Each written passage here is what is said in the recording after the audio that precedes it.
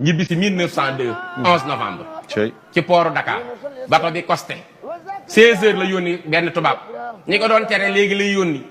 moo ñëw ni ana Cheikh Anta Sidi Gaawaan borom Daaru Salaam maam Cheikh Anta ni ko maa ngi mu ni kaay wuy Sëriñ Bamba maam Cheikh Anta def ñaadam dugg ci biir bato bi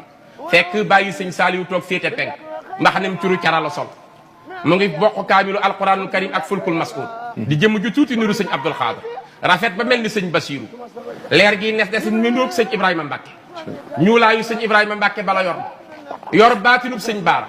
tuñ ji daaj ji boxonk di niru sëñ Modou Moustapha ak sëñ Mourtala réyug wilaaya di niru sëñ Fallou Awa Bousso nee na ma fekk ko ci bato bi raam jox ko loxo mu ni ma seex namoon naa leen seex mu ni ko Mbacke mu ni ko kaay leel ma wey seex kaay nga wàññil ma kawar ki jox ko saako seex seen waa ji dem na ba ñëw waaye rusul ku jaar ci ay jéegoom xoolaat fi mu jaaroon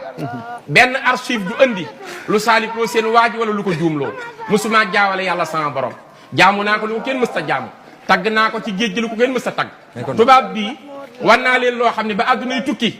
tubaab bi di ko nettali seex mu ni ko Mbàkke mu ni ko ba àddunay tukki tubaab bi du nettali fi ma jaar ak moom Seex Anta dañ ñu woon du fi amee fii lay amee yëkkati naa islam waat naa wàcc naa wàccaalal képp ku ma yaakaar tey ak ëllëg 1902 la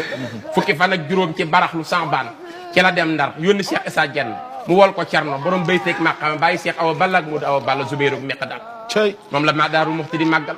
jóge fi ume ji koor Louga kër sëñ Cheikh